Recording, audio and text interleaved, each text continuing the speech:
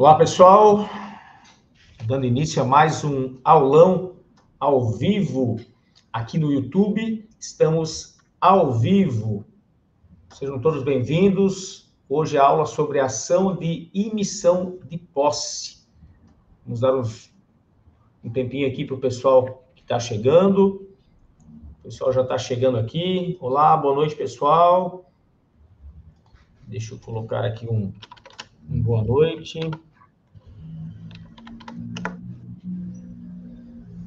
Olá, boa noite, pessoal. Sejam muito bem-vindos. Mais um aulão do Sejuri, professora Leilane, professor Jefferson. E nós fizemos uma enquete no nosso grupo de WhatsApp de Direito Imobiliário na Prática. E o tema mais votado pelo pessoal que participa desse grupo de WhatsApp foi a ação de emissão de posse, que é o tema do nosso aulão de hoje. Foram vocês que escolheram. Depois, ao final, eu vou colocar aqui o link desse grupo de WhatsApp. Então, sempre que a gente vai fazer um aulão, a gente faz uma enquete lá com alguns assuntos, alguns temas relevantes de direito imobiliário, também de direito processual civil. E aí o pessoal, o mais votado, né, o pessoal escolhe, e aí a gente vem aqui e prepara essa aula para vocês com muito carinho. Hoje nós vamos tratar, então, como a professora Leilane falou, de ação de emissão de posse, para que serve, como funciona, quais as hipóteses de cabimento, quais são as matérias de defesa. A professora Leilane, que é especialista em direito processual civil, vai passar toda essa parte para a gente, tá?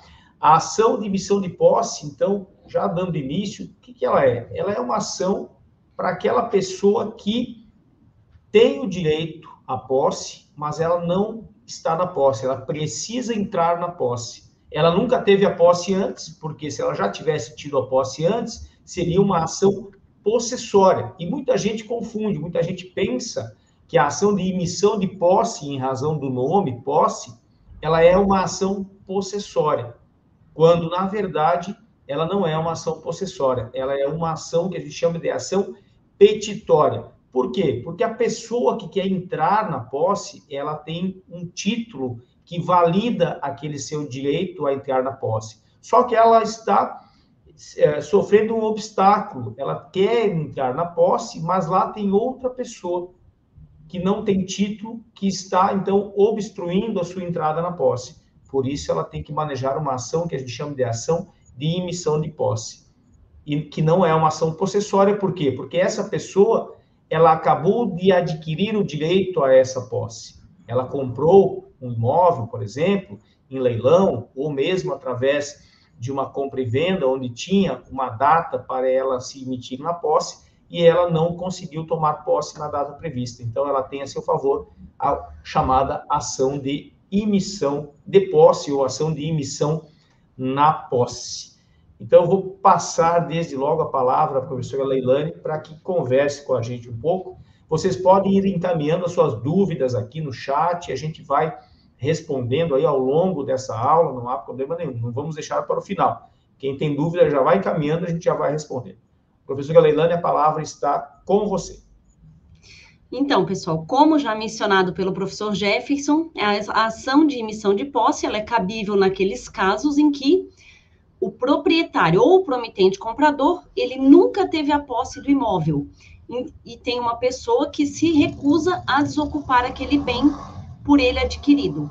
Aqui eu menciono isso porque é importante, inicialmente, a gente fazer uma diferenciação e que muita gente tem dúvida da diferença entre ação reivindicatória, ação de emissão na posse e ações possessórias.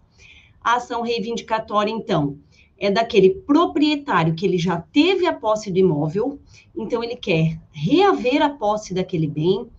A ação de emissão na posse, como já mencionado, aquele proprietário ou o promitente comprador, ele nunca teve a posse daquele imóvel. E as ações possessórias, elas visam defender a posse, porém, ela não é uma ação, via de regra, ajuizada pelo proprietário do imóvel. E aqui quero mencionar para vocês também que a legitimidade, já para adiantar para vocês entenderem, a legitimidade ativa na ação de emissão de posse, ela pode ser proposta, então, tanto pelo proprietário, por quem tem o domínio do bem, quanto pelo promitente comprador, desde que haja cláusula na promessa de compra e venda de emissão imediata na posse. E essa promessa de compra e venda, não necessariamente ela precisa estar registrada no registro de imóveis para que ele tenha legitimidade para ajuizar essa ação. Esse tem entendimento do STJ. Pode, então, o promitente comprador também ajuizar a ação de emissão na posse. Então, essa é a diferença básica entre essas três demandas. Só fazendo um parênteses aqui, na promessa de compra e venda, por exemplo, mesmo que a posse, que tenha previsão, que essa previsão de posse não seja imediata, digamos que o que é comum no mercado imobiliário, você compra um imóvel com promessa de compra e venda, por exemplo, e a pessoa que lhe vendeu está residindo no imóvel. Então, ela pede um prazo ali para desocupar. E esse prazo, ele é firmado na própria promessa de compra e venda. Ela tinha, sei lá, 30 dias para desocupar. A praxe de mercado é 30 dias. E ultrapassados esses 30 dias, ela não desocupou. Nesse caso, o promitente comprador também poderia entrar com ação de emissão de posse. Tem julgados nesse sentido. Ele poderia utilizar-se de uma ação de entrega de coisa certa, uma execução, né? Se o contrato for um título executivo, que via de regra é um título executivo extrajudicial, então ela poderia se valer de uma ação cominatória para entrega de coisa certa, mas ela também pode se valer da ação de emissão de posse, porque ela tem um título, desde que esse título, claro, seja irrevogável e irretratável e tenha a previsão da entrega da posse e que ela tenha cumprido, claro, com a sua parte contratual. Juliana chegou aqui, boa noite, seja bem-vinda. Boa noite. Então, há essa possibilidade também. E essa é uma ação que ela não está prevista no Código de Processo Civil, mas o fundamento legal dela é o artigo 1228 do Código Civil. E quais são os requisitos, então, para o ajuizamento dessa ação? O domínio atual, né, do promitente, ou então que seja ajuizada pelo promitente comprador, pelo proprietário ou pelo promitente comprador, e a posse injusta de quem está ocupando aquele bem. A posse injusta aqui, ela não é a mesma posse injusta em relação às ações possessórias. Nas ações possessórias, a posse injusta, ela vem de uma clandestinidade, precariedade, né? E aqui, a posse injusta, ela é por quê? Porque aquela pessoa que está ocupando o bem, ela não tem nenhuma relação jurídica com o proprietário ou com o promitente comprador. Não há razão mais, né, para ela estar residindo naquele imóvel, para ela estar ocupando aquele imóvel. Então, essa é a diferença. Não é o mesmo perfil, o mesmo tipo, natureza de posse injusta das ações possessórias. E o foro competente, por se tratar de uma ação petitória, é no local do imóvel, lá dos termos do artigo 47 do Código de Processo Civil. Esse é o foro competente para você ajuizar essa ação. O valor da causa é o valor do imóvel, o valor real daquele imóvel. O procedimento, embora ela não esteja prevista no Código de Processo Civil, ela vai ser processada pelo procedimento comum. E a petição inicial, então, ela deve atender aos requisitos lá dos artigos 319 e 320 do Código de Processo Civil. Aqui é importante... Pode falar, professor. Não, só para fazer uma diferenciação aqui com as ações possessórias, em relação ao valor da causa. Em relação ao valor da causa, nas ações possessórias, o valor da causa, ele é o valor do pedido, caso tenha pedido indenizatório junto com a possessória, ou então o valor do proveito econômico do autor da ação, quando esse proveito econômico é mensurável. Então, não precisa ser, tem precedentes que não precisa ser o valor do imóvel, e sim o valor do proveito econômico que busca o autor com a retomada da posse, ou com a manutenção de posse, ou com o interdito proibitório no caso de ameaça. Então, diferentemente aqui da emissão de posse, cujo valor, então, é o valor do próprio imóvel. Tem que ter um cuidado com isso, né? Principalmente quando vai manejar a ação possessória, muita gente sai colocando o valor do imóvel, e depois isso pode se transformar num problema, caso o seu cliente perca essa ação por conta justamente da sucumbência, né? E aqui, né, voltando aqui à questão da petição inicial, além dos artigos 319 e 320 ali do Código de Processo Civil, é importante mencionar que o documento que prova o domínio, ou então aquela promessa de compra e venda, ela é um documento indispensável à propositura da ação. Né? Quem está, o autor da demanda, ele tem que comprovar qual é a relação dele com aquele bem para que a petição ela possa ser recebida, né? E a legitimidade, então, aqui já mencionei, né? A legitimidade ativa é do adquirente daquele bem imóvel, pode ser tanto o titular do domínio quanto o promitente comprador, independentemente do registro, como já mencionado. E se for no caso de um bem, né, de propriedade em regime de condomínio, qualquer dos condôminos tem legitimidade para poder ajuizar aquela demanda, não se exigindo aqui a formação de um litisconsórcio ativo, né, conforme dispõe lá o artigo 1314 do Código de Processo Civil. E a legitimidade passiva, então, quem que é o réu nessa ação?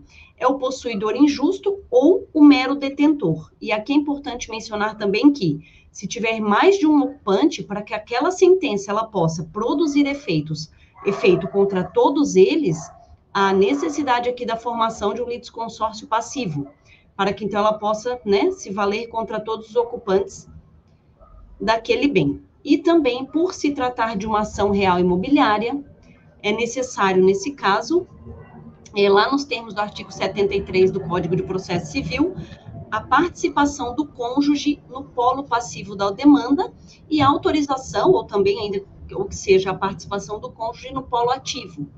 Lembrando que não necessariamente em relação ao polo ativo vai ter um litisconsórcio necessário aqui. Pode haver apenas uma autorização para o ajuizamento aqui da demanda. Seria só um consentimento, né? Na Isso. verdade, né? Pode também fazer, pode ser parte ativa também, né? Ou só ter um consentimento, né? Uma autorização. Uma questão aqui, e quando, vamos trazer uma questão interessante aqui para os nossos alunos, ex-alunos, futuros alunos, e para quem tem simpatia aqui pelo direito imobiliário e está assistindo, e se não está assistindo agora, vai assistir depois, porque essa aula vai ficar gravada no YouTube. Então, lá nas possessórias, fazendo aqui um comparativo, muitas vezes eu não sei quem está na posse, eu não sei quem esbulhou a minha posse. Eu quero fazer uma ação de reintegração de posse, mas eu não sei quem está na posse. Isso não impede que eu ajuize a ação. Então, eu vou explicar isso para o magistrado, e aí, quando o oficial de justiça for fazer a citação desses réus, ele vai, então, colher as informações e nominá-los. Então, não é impeditivo para que eu entre com uma ação possessória o fato de eu não saber o nome dessas pessoas, quem são essas pessoas que estão ocupando indevidamente o imóvel. E na ação de emissão de posse, eu posso também trabalhar dessa forma? Como é que funciona? Na verdade, aqui, se eventualmente você não tiver, entendo que é da mesma forma. Se você não tiver informação de todas as pessoas que estão ocupando aquele imóvel, para que a sentença possa produzir efeitos ainda na possessória, então o oficial de justiça vai ter que citar todos os ocupantes. E isso tem que ser explicado para o magistrado, até por via das dúvidas. Vamos imaginar que seja um terreno, né, enfim, ou que esteja um número, de repente, muitas pessoas naquele local. É importante, é fundamental, na verdade, indispensável que se coloque isso na petição inicial e requeira ao magistrado para que ele determine, via oficial de justiça, a citação de todos os ocupantes daquele local, para que efetivamente essa sentença possa depois produzir efeito sobre todos eles, né? Caso eles se recusem, por exemplo, a desocupar, vai ter que ter uma força policial, por exemplo. A gente faz assim no despejo também, a gente pede para que esse mandado de despejo, então, claro, o despejo é fácil porque eu tenho um contrato de locação, aí eu vou nominar, mas eventualmente não é o locatário que está lá. Às vezes é um filho, um parente, então a gente já pede que seja emitido esse mandado contra o locatário e eventuais outros ocupantes, e assim também nas possessórias. Quando a gente sabe o nome de um dos possuidores, a gente pede também que seja emitido o mandado contra aquele possuidor que lá se encontra e outros eventuais que não estejam ali nominados, né? Na emissão de posse, muitas vezes o que vai ocorrer é que, na realidade, a pessoa ela vai ter o conhecimento de quem estava ocupando aquele imóvel, né? Porque, via de regra, uma pessoa vamos imaginar que seja uma promessa de compra e venda, muitas vezes o promitente e vendedor que não desocupa. Sim. Né? Ou então no leilão, pode ser num leilão também. Claro, a não ser que não seja o próprio devedor que lá esteja, né?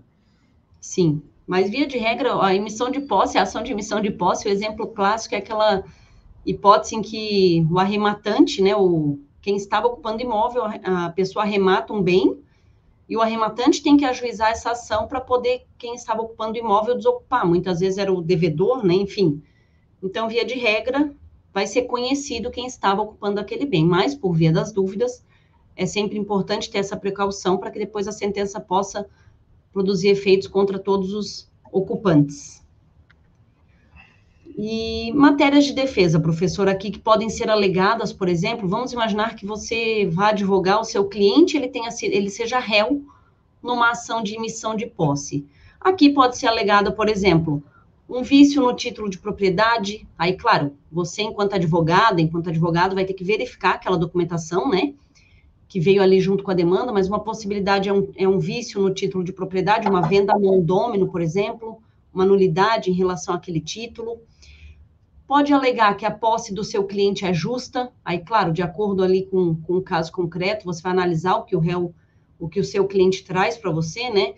Pode ser alegada também, por exemplo, a uso capião, e eu vou daqui a pouco mencionar para vocês um julgado bem interessante, que o STJ, né, não é tão antigo do STJ, é relativamente recente a respeito da uso capião, e também, de repente, o direito de retenção, aí vai ter que ser analisado o caso concreto, mas assim, tem várias hipóteses, né, dentre essas que eu mencionei, de matéria de defesa que pode ser alegada aqui.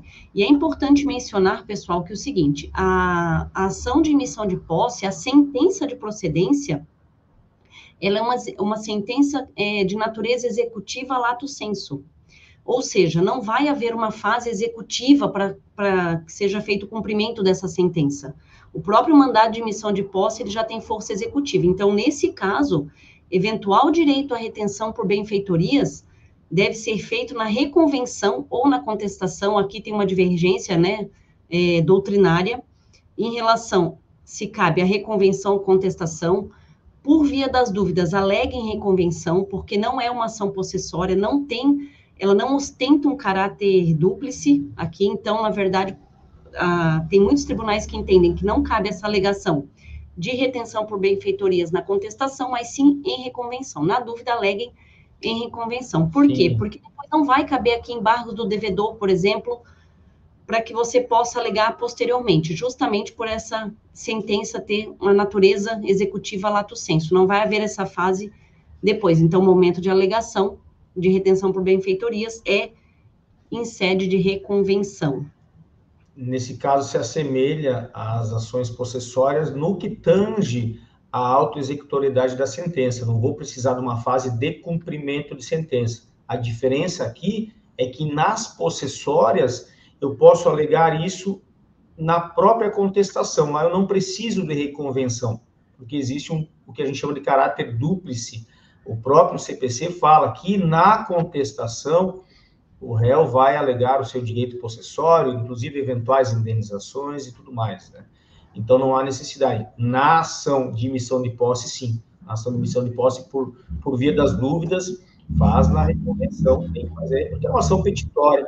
Então, é necessário, na minha ótica, que se faça, sim, essa reconvenção. Isso. E aqui na questão, professor, do leilão, né, do extrajudicial, se de repente poderíamos passar aqui para o pessoal, o professor poderia passar todo aquele procedimento de execução extrajudicial do imóvel, né, quando o credor fiduciário, naquela hipótese em que ele vai ao cartório, ele vai notificar o devedor, então o bem vai ser para ele poder posteriormente levar a leilão, que isso vai culminar possivelmente numa ação de emissão de posse, de repente trazer para o pessoal... Desculpa, qual a situação? Da execução extrajudicial do imóvel, no caso de alienação judiciária. Sim. Tá. Duas situações aqui. Então, essa questão da alienação fiduciária, e depois eu também quero comentar a respeito da ação de despejo. Né? Muita gente pergunta, o comprador, né? O comprador comprou imóvel, pediu desocupação, o inquilino não saiu, é emissão de posse, é ação possessória, o pessoal confunde muito isso, eu já vou explicar também. Só respondendo a doutora Franciele, se não tivermos conhecimento sobre quem é possuidor na petição inicial, como vão ficar a parte passiva, só escrever que é o atual. Sim, nesse caso, normalmente, numa ação petitória, possivelmente, até pela natureza dela, a gente vai saber quem é a parte passiva. Mas se acontecer de não saber quem é a parte passiva, a gente pode usar por analogia a possibilidade lá das possessórias, onde eu vou fazer uma ação de emissão de posse e pedir para que seja emitido o mandado contra a parte que lá se encontra injustamente. Aí vai ter que fazer uma citação, nessa citação oficial de justiça, então ele vai verificar quem lá está na posse e a que título, inclusive. Tá? Então, há essa possibilidade, sim. Tá? Nós já fizemos isso aqui no escritório. Em relação à matéria de defesa, a gente já fez várias também defesas, alegando a uso capião em ações de emissão de posse. Então, teve clientes nossos que já estavam na posse há muito tempo e foram demandados em ação de emissão de posse por alguém que arrematou esse bem em leilão judicial. Então, nesse caso, como matéria de defesa, cabe sim a uso capião, tá? Em relação aqui à alienação futura, porque nós temos o leilão extrajudicial e o leilão judicial. A propósito, no leilão judicial, há também um entendimento no sentido de que, tá? No sentido de que, dentro da própria ação executiva que levou aquele imóvel à asta pública, se quem estiver no imóvel, quem estiver ocupando aquele imóvel arrematado, for o próprio executado ou depositário do bem, haveria possibilidade do arrematante nos próprios autos da ação de execução pedir que fosse expedido o mandado de emissão de posse. Tá? Então, se você tiver certeza que é o próprio executado que lá está. Caso contrário, se tiver alguma dúvida, vai propor a ação autônoma de emissão de posse. Em relação ao leilão extrajudicial, então nós temos um procedimento lá da Lei 9.514, de 97, que é o procedimento das alienações fiduciárias, que é um direito real de garantia. Antigamente se trabalhava muito com a hipoteca, o sistema financeiro trabalhava muito com a hipoteca no Brasil. Depois, ali a partir da década de 90, então surgiu a alienação fiduciária e hoje a grande maioria dos financiamentos imobiliários que tem garantia real imobiliária são através da alienação fiduciária por causa justamente da praticidade. Lá, quando existe a hipoteca, eu preciso penhorar o bem e levá-lo à asta pública e demora muito tempo, né? Um processo de execução, onde as partes vão discutir a avaliação, vão discutir uma série de fatores, isso vai levar anos. Aqui na via extrajudicial, não. Na via extrajudicial, esse procedimento de leilão, ele vai se dar diretamente lá no registro de imóveis. De que forma? Digamos que uma pessoa ela adquira um imóvel financiado e ela vai pagar o vendedor através de um crédito que ela obteve com um terceiro. Esse crédito que ela obteve com o terceiro, ela vai entregar o imóvel como garantia. Não necessariamente tenha que envolver uma compra e venda.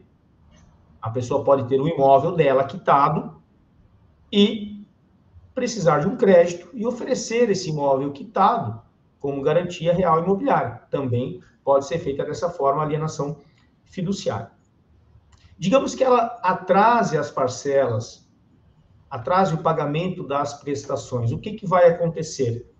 Nesse caso, o credor, ele vai comunicar ao registro de imóveis. Ele vai dizer, olha, esse meu devedor aqui está devendo X parcelas, cujo valor atualizado, com juros e multa, dá o valor de Y. E aí o registrador de imóveis vai notificar aquele devedor, abre-se um parêntese aqui, decisão recente do STJ dizendo que é válida a notificação para aquele endereço que consta no contrato, a não ser que o próprio devedor tenha informado o novo endereço de correspondência, fecha parêntese, 15 dias para ele purgar a mora. O que é purgar a mora? Pagar o que está em atraso. Não purgou a mora. Não purgou a mora, dentro do prazo de 30 dias, ou melhor, após o prazo de 30 dias, será realizada a consolidação da propriedade. Ou seja, na verdade, o devedor ele ganhou aqui com essa alteração que teve na lei lá no ano de 2017, através da lei 13.465, ele ganha mais um prazinho. Então, no fim das contas, ele tem 45 dias para purgar a mora. Ou seja, enquanto não for consolidada a propriedade, decisão também do STJ, independente do que consta na lei, ele poderia purgar a mora. Não purgou a mora, o credor vai recolher o ITBI, vai pagar o ITBI, e vai, então, averbar a consolidação da propriedade em seu nome. E já informar, no momento da consolidação, ele já informa a data do primeiro e do segundo leilão. Nesse leilão, vejam, também alteração da lei, trazida pela lei 13.465, duas situações. Uma delas já estava, na verdade, consolidada praticamente na jurisprudência, que era a necessidade de intimar o devedor da data desses leilões. A segunda situação é que o devedor tem o direito de preferência até a data do segundo leilão. Então, ele tem direito de preferência. Não houve o pagamento, ele não exerceu o seu direito de preferência, outra pessoa vai lá e arremata. Arrematando o bem, ele vai, então, ele vai ter que escriturar, vai ter, aqui nesse caso, lá no judicial, a carta de arrematação, ele pega essa carta de arrematação, assinada por ele, pelo leiloeiro e pelo magistrado, vai no município, gera o ITBI, paga o ITBI, leva essa carta de arrematação, que servirá como título ao registro de imóveis, registra em seu nome, e aí entra com a ação de emissão de posse. Aqui na via extrajudicial, haverá uma escritura pública.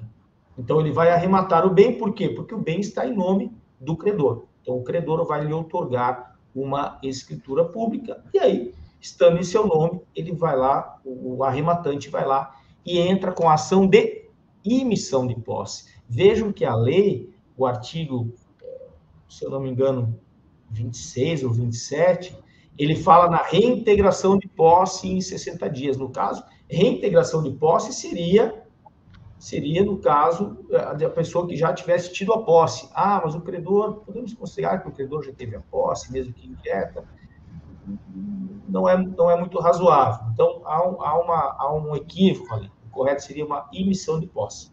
Então, essa pessoa ela vai se emitir na posse, entrar com uma ação de emissão de posse contra a pessoa que está lá no imóvel. Então, nesse caso, é assim que vai funcionar o procedimento. Então, depois da arrematação, depois do registro dessa escritura em seu nome, mas eu já posso só com a escritura, só com a carta de arrematação. Carta de arrematação não significa nada, né? Pode ser que você não tenha pago o preço todo, o magistrado não vai ficar investigando, ver se você quitou, se não quitou. O que vai comprovar realmente que o imóvel é seu seria o registro.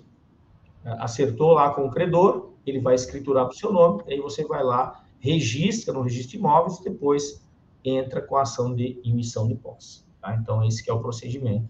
Um pouquinho diferente lá da via judicial, mas, no fim das contas, é também a emissão de posse um instrumento adequado. Aliás, onde mais se utiliza a ação de emissão de posse é justamente nessas situações, nas situações de leilões, sejam eles judiciais ou extrajudiciais. Aliás, professor, mas se a pessoa, quando eu entrar com a ação, ou então ela tentar cancelar o leilão na via extrajudicial, a lei fala o seguinte, a única hipótese de nulidade do leilão na via extrajudicial é quando o devedor não for intimado da data do leilão. Por quê? Porque aí geraria uma nulidade justamente porque ele tem o direito de preferência até o segundo leilão. Então, se ele não foi intimado do leilão, como é que ele vai exercer o seu eventual direito de preferência? E muitas vezes a pessoa exerce esse direito de preferência. ela consegue um dinheiro emprestado, a gente sempre pensa ou costuma pensar na alienação fiduciária como uma coisa que a pessoa começou a pagar e logo ficou inadimplente. Não, na verdade, às vezes ela já pagou, era um contrato de 20 anos, de 30 anos, ela já pagou 10, 15 anos, para depois, por algum problema, perder um emprego, seja lá o que for, ela se tornar inadimplente.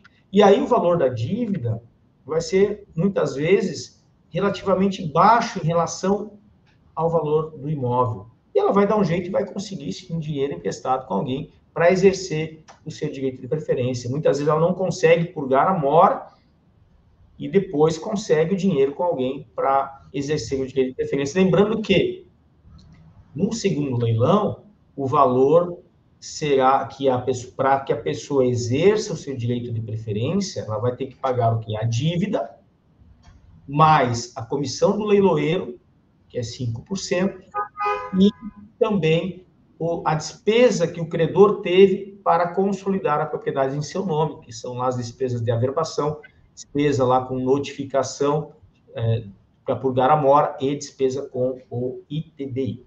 Tá? Então, são essas as questões em relação à via extrajudicial aqui dos leilões. E o Superior Tribunal de Justiça, Jefferson, tem um julgado interessante em relação a isso, que a instituição financeira ela demorou para promover o leilão, e a pessoa que estava lá, ela acabou ficando num prazo de mais de 5 anos, deu o prazo ali, a prescrição aquisitiva da usucapião especial urbana, e ele alegou o usucapião como matéria de defesa. É um julgado de 2018, é uma hipótese até, a gente pensa que não acontece, mas chegou até o STJ, e a parte ela adquiriu o imóvel pela usucapião. Eu vou ler a ementa para vocês. Era um agravo interno em recurso especial, uma ação de emissão de posse, aí o STJ utiliza o termo usucapião pro morari, como matéria de defesa, transcurso do lapso temporal. Aí aqui o credor fiduciário alega a existência de gravame sobre o imóvel. Aí o STJ considera essa alegação dissociada da realidade dos autos, edital de leilão extrajudicial, interrupção da prescrição aquisitiva, inocorrência, ausência de efetiva oposição à posse. Então, o que ele considera? Irrelevância da alegação de existência de gravame sobre imóvel, pois o lapso da prescrição aquisitiva foi computado somente no período posterior ao registro da adjudicação do imóvel pelo credor hipotecário, quando já é extinto o gravame, ou seja, depois aqui da consolidação da propriedade, quando já é extinto aquele gravame, portanto, necessidade de efetiva oposição à posse exercida pelo usucapiente para que a interrupção da prescrição aquisitiva pudesse ter restado aqui caracterizada. Então, o banco aqui, ele não se opôs efetivamente à posse e a parte, ela adquiriu bem aqui pela usucapião especial urbana, lembrando que nos termos da lei eu esqueci o número da lei, professor, e do artigo 13, se não me falha a memória, né, dessa usucapião, a sentença de improcedência, ela serve como título, né, para registrar a propriedade, é uma hipótese diversa das outras modalidades de usucapião, né, que a sentença... Essa usucapião do Estatuto da Cidade, no bojo do seu texto legal, ela fala que essa sentença, então, ela serviria como título, né, para registro para fins de uso capião. É um julgado bem interessante, é uma hipótese diferente, né, imaginar que aqui, no caso, era uma instituição financeira, deixou transcorrer esse prazo, o possuidor, ele continuou no imóvel e acabou adquirindo bem pela usucapião, só para trazer essa situação bastante interessante aqui para vocês. Quem quiser anotar, o número do julgado é 1.627.282.000. É um agravo interno, no agravo interno, nos embargos de declaração, no recurso especial. Beleza. Professor, uma outra pergunta aqui, um caso prático para a gente trazer para o pessoal, então. A aquisição de um bem imóvel, objeto de um contrato de locação. Nesse caso, se o locatário se recusa a desocupar o bem, qual é a ação cabível? A emissão de posse ou a ação de despejo? Sempre que se tratar de locação, quer dizer, quase sempre, A ação cabível para a retomada do imóvel locado é despejo. A hipótese de exceção seria numa situação de desapropriação. Numa situação de desapropriação pelo poder público, aí o poder público faria o manejo, então, da ação de emissão de posse. Agora, fora isso, toda vez que envolver retomada do imóvel alugado, seria ação de despejo, tá?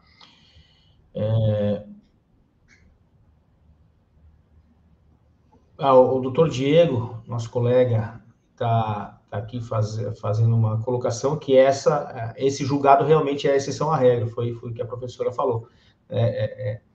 Realmente é uma exceção à regra, porque, na verdade, claro, vai depender do caso concreto, né? Nesse caso aí, houve a consolidação, a pessoa não buscou retomar a posse e ficou lá o devedor, posse mansa, pacífica e ininterrupta, embora injusta. Não existia mais o gravame. Porque, na verdade, o que diz o artigo 1209 do Código Civil? Ele diz que a posse injusta, ela pode se convalidar no tempo. Né? Então, ela pode se convalidar no tempo. Então, há essa possibilidade. A posse violenta ou a posse injusta, ela pode se convalidar no tempo. Então, claro, é um caso muito específico, né? E Sim. muito difícil de acontecer também, mas há essa possibilidade.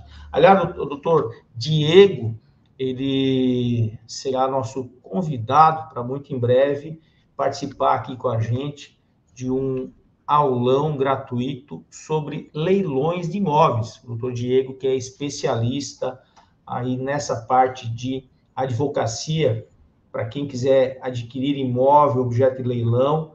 Então, o doutor Diego é especialista aí nesse assunto e será nosso convidado aqui para nos dar uma aula aí sobre esse assunto, uma hora dessas. Tá bom, doutor Diego? Então, É um prazer.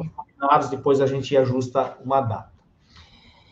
Em relação ao despejo. Então, em relação ao despejo, o que vai acontecer? O cidadão, ele adquire aquele imóvel que era objeto de locação e ele tem lá no artigo 8º a regra do jogo. O artigo 8º da Lei 8.245 de 91, que é a chamada Lei do Inquilinato, a Lei de Locação de Imóveis Urbanos. E a regra qual é? Que se o imóvel for alienado durante a locação, o comprador, ele poderá denunciar esse contrato. Então, o comprador, ele vai lá, ele adquiriu o imóvel e ele notifica o locatário, e ele tem um prazo para notificar, sob pena de aceitar, de ficar subrogado aí nos deveres, inclusive, da locação. Então, ele tem o prazo de 90 dias para notificar o locatário e, fazendo essa notificação dentro dos 90 dias, após o registro dessa compra e venda, ele tem que dar 90 dias para que o inquilino desocupe o imóvel. Não acontecendo isso, eu comprei o imóvel, registrei meu nome, já notifiquei o locatário, dizendo, olha, em primeiro lugar, você passe a pagar o aluguel para mim, porque eu estou aqui subrogado nesse contrato de locação. Primeiro lugar. Segundo lugar, eu não tenho mais interesse na continuidade da locação, e nos termos do artigo 8º, eu estou aqui denunciando esse contrato, então, Vossa Senhoria tem o prazo de 90 dias para desocupar o imóvel. Não desocupou no prazo de 90 dias. Ação de emissão de posse? Não. Ação de despejo, tá? Então, ação de despejo e não emissão de posse, tá? Agora, tem uma exceção que seria quando que ele não pode denunciar o contrato, quando que ele fica obrigado a cumprir o contrato até o seu termo final. Quando esse contrato de locação contiver uma cláusula de vigência e estiver registrado lá no cartório de registro de imóveis. A lei fala, o artigo 8º fala averbado, mas é um equívoco. O correto é registrado. Está lá no artigo 167, inciso 1 e número 3 da Lei dos Registros Públicos. Registrado para fins de cláusula de vigência. Averbado é quando é para fins de fazer valer o direito de preferência. Então, o que acontece? Por que a lei protege o locatário nesse caso? Porque justamente ele registrou o seu contrato e lá no seu contrato de locação tinha uma cláusula de vigência, dizendo que quando fosse vendido ou se fosse vendido, o comprador se obrigaria a respeitar aquele contrato. Essa cláusula de vigência, ela serve então para dar publicidade, para que o comprador não compre enganado. Ele sabe que tem um contrato de locação e sabe que tem uma cláusula de vigência. Agora, e se o contrato não estiver registrado lá no cartório de registro de imóveis? Digamos que eu compre um imóvel, eu sei que está alocado, eu compro um imóvel, mas como esse imóvel como esse contrato de locação não está registrado lá no cartório de registro de imóveis, então o que eu vou fazer? Eu vou pedir a desocupação e se ele não desocupar, despejo. Tinha cláusula de vigência no contrato de locação, mas não estava registrado, então eu não sou obrigado a cumprir. Negativo. Se você teve ciência, se o comprador teve ciência, porque a ideia é dar publicidade.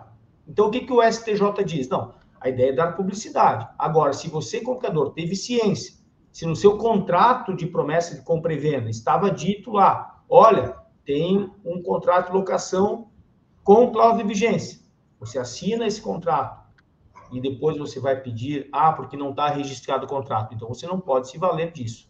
Então, o STJ entende o quê? Que se essa cláusula de vigência, embora o contrato não esteja registrado, a regra é registrada. Digamos que ele não esteja registrado, mas o comprador teve ciência inequívoca da existência da cláusula de vigência. Ele também é obrigado a respeitá-la. Tá? A gente sabe que não é comum cláusula de vigência em contrato de locação. Onde que é mais comum cláusula de vigência?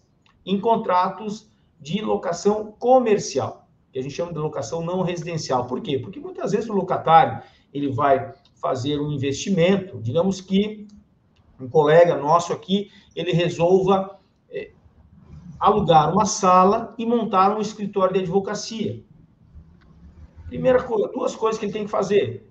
Contrato longo, 5 anos, para poder ter direito à renovação, e exigir que tenha cláusula de vigência. Então, você vai gastar, de repente, você vai gastar um dinheiro, fazer um investimento alto para montar todo o escritório do seu jeito, e acaba gastando, e daqui a pouco esse imóvel é vendido para um terceiro, o terceiro vai lá e denuncia o contrato.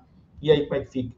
Normalmente não tem direito a benfeitorias, né? Porque eu nunca vi nenhum contrato de locação dizendo, não, você vai ter direito às benfeitorias, fica tranquilo. Não, normalmente está dito ali que não tem direito às benfeitorias, e o STJ entende como válido, porque o contrato de locação é um contrato onde se prioriza a autonomia de vontade das partes, né? A autonomia privada. Então, nesse caso, a gente sempre orienta, olha, vai fazer um contrato de locação comercial, que tipo de negócio você vai fazer? Você vai fazer um investimento alto? Não, vou fazer um investimento alto. Eu vou no contrato mais longo, coloca a cláusula de vigência, para você ficar aí assegurado aí de que você não vai ter uma surpresa, daqui a pouco aparece uma notificação de um comprador, diz, comprei, desocupa aí 90 dias, né? Então, nesse caso, toda essa volta para dizer que não é ação de emissão de posse, e sim ação de despejo, tá?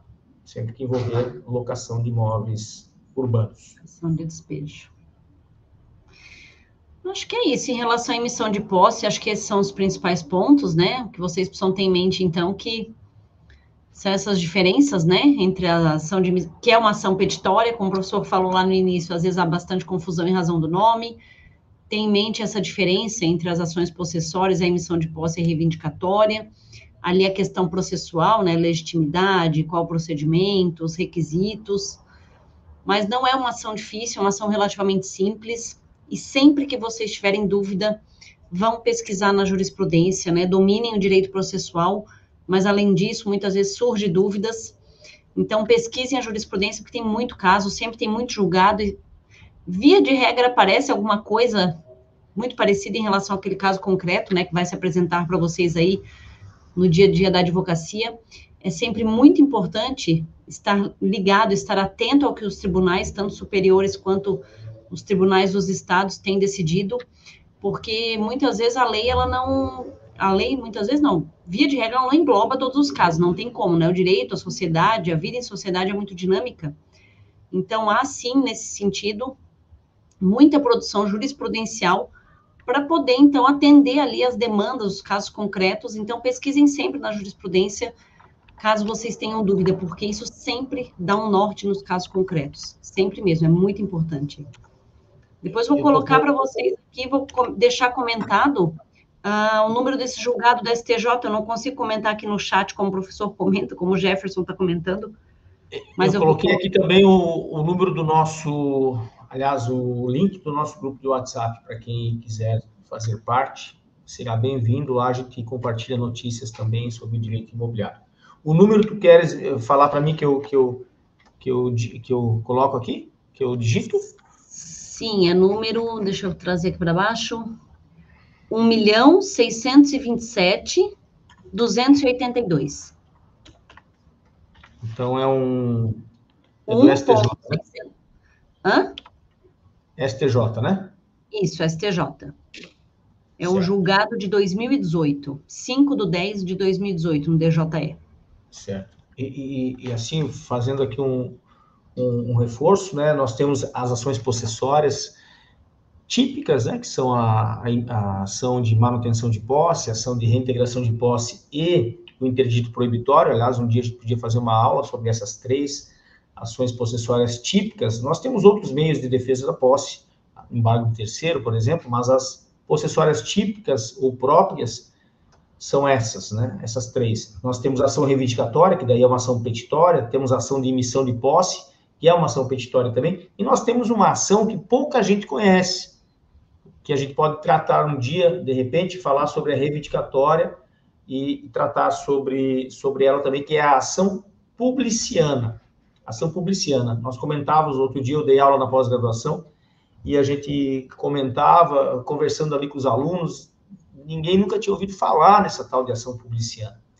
Que é uma ação que, aliás, é difícil de a gente utilizar na prática.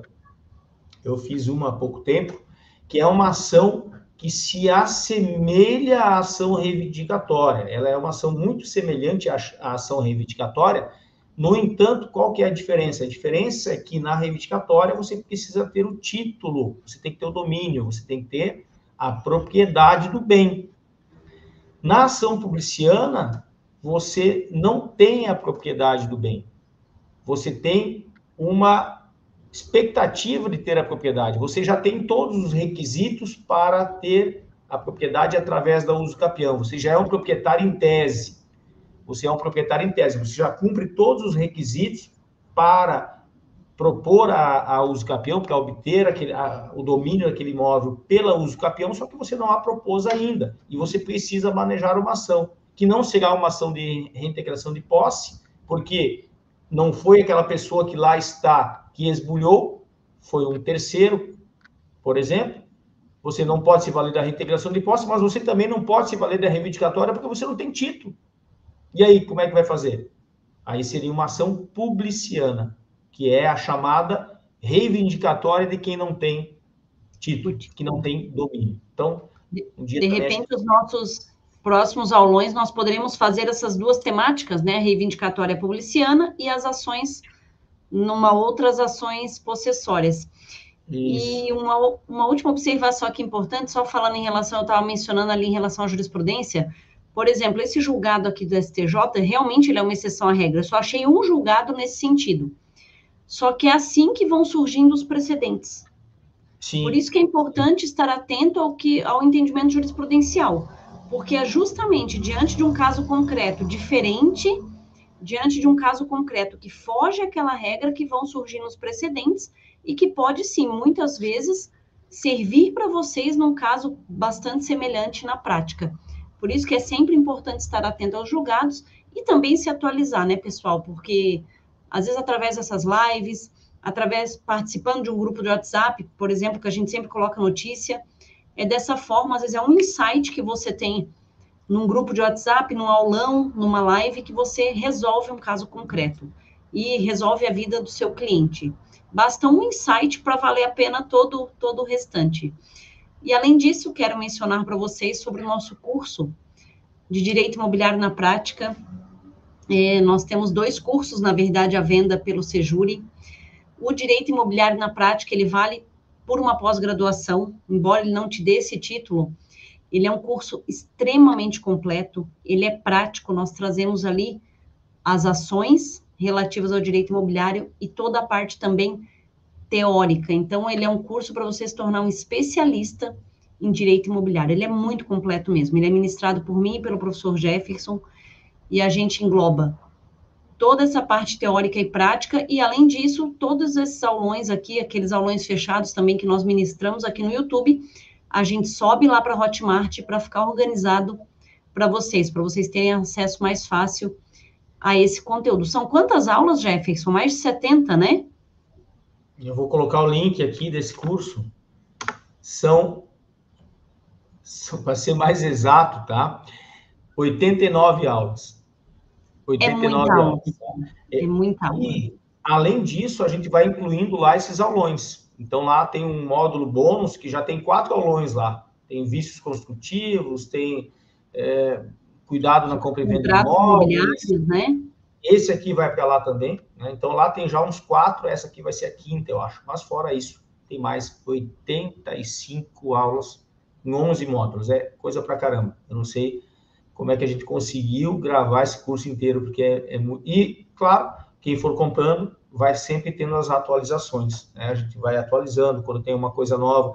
Fiz uma aula sobre o provimento 150 do CNJ, da adjudicação compulsória extrajudicial, que está lá também. Enfim, a pessoa vai tendo as atualizações, além, claro, do material. Tá? Quanto é que custa hoje para você sair e comer um hambúrguer com um chopp ou um hambúrguer com uma Coca-Cola? Você deixar de comer um hambúrguer e uma Coca-Cola por mês, você compra o nosso curso, tá? Então, parceladão lá em 12 vezes, vai sair o custo mensal aí praticamente de um hambúrguer, de uma Coca, de uma pizza, de uma Coca. Então, vale o investimento em conhecimento, né? Investimento em conhecimento. Se eu for colocar no papel tudo que eu, agora falando de mim, tudo que eu já gastei esse ano de curso, de atualização, de congresso, de evento, disso, daquilo, meu Deus do céu. Então, é isso, a gente precisa disso, né? A gente precisa porque o direito imobiliário é muito amplo e sempre vai aparecer uma situação que você nunca viu e você vai ter que estudar aquilo. E, às vezes, você já estudou. Quando você já estudou, você, poxa, esse aqui eu sei como é que resolve. Então, a importância da gente estar sempre em constante atualização. Nós vimos outras áreas, direito tributário, direito de família até nem tanto, mas, enfim, direito administrativo, a gente não vê essa quantidade de mudanças que acontecem na nossa área. No direito das coisas ou no direito imobiliário, toda hora uma legislação nova. Então, as mudanças são constantes e a gente tem que estar sempre buscando essa atualização. Por isso que a gente também está sempre fazendo esses aulões aqui, primeiro porque a gente gosta, segundo porque a gente se obriga a estudar para ficar atualizado, e terceiro porque a gente ajuda também o pessoal a se atualizar. Ricardo, obrigado. Que bom que gostou. Obrigado, doutor Diego. O doutor Diego também está gravando um curso sobre leilões, sobre imóveis em leilões. Já vai estar à venda aí também, e a gente vai ajudá-lo a divulgar aqui também. Tá bom, gente? Então, se tiverem mais alguma dúvida, coloca. Só coloca também o link do curso sobre segurança jurídica na compra e venda de imóveis, que é um outro curso que nós temos à venda. Esse foi ministrado apenas pelo professor Jefferson. É um curso com uma carga horária menor, né? Lógico, até em razão do tema, mas extremamente completo também para quem quer atuar, proporcionando segurança jurídica na compra e venda de imóveis para os seus clientes. Deixa o link aí. Não sei se você tem ele em mãos. Olha, eu não tenho ele aqui fácil, não. Mas está no link da nossa bio no Instagram, Sejure Cursos. Vocês podem entrar lá, está no link ali os nossos cursos. Isso, e a gente sempre também se coloca à disposição para os nossos alunos, né? Tanto lá na área de aluno, quanto através do nosso contato ali no Instagram. A gente sempre responde as dúvidas, que a intenção é trocar conhecimento, é compartilhar. A gente ensina e a gente aprende, né? Sempre muito boa essa troca. Muito boa mesmo. Com certeza. Então tá, gente. Jane Brandão, um abraço a todos vocês aí. Obrigada, pessoal. Já estamos na quarta-feira, chegando aí próximo ao final de semana, muita coisa ainda pela frente, mas vamos firmes aí. Que bom que vocês estão aqui se atualizando, aprendendo com a gente, e a gente aprendendo com vocês, com certeza também. Obrigado, isso aí, gente. Não esqueça de dar um like e compartilhar com os colegas, que nos ajuda bastante a divulgar o vídeo. Então, muito obrigado a todos pela atenção, pela presença. Obrigado por estarem aqui conosco. Obrigado, professora Leilane, que falou com a gente aí um pouquinho sobre ação de emissão de posse. E fiquem por aqui no nosso canal, se inscrevam, quem não está inscrito ainda. Não esqueçam de também nos seguir lá nas nossas redes sociais, seja o Cursos, professor Jefferson Sbardella e Leila. É Leila Sbardella, né? A Leilane lá. Leilane Sbardella. Leilane Sbardella. Então tá, gente, um grande abraço para vocês, fiquem com Deus e até a próxima. Muito obrigada, pessoal, uma boa noite, fiquem com Deus e até mais. Tchau, tchau.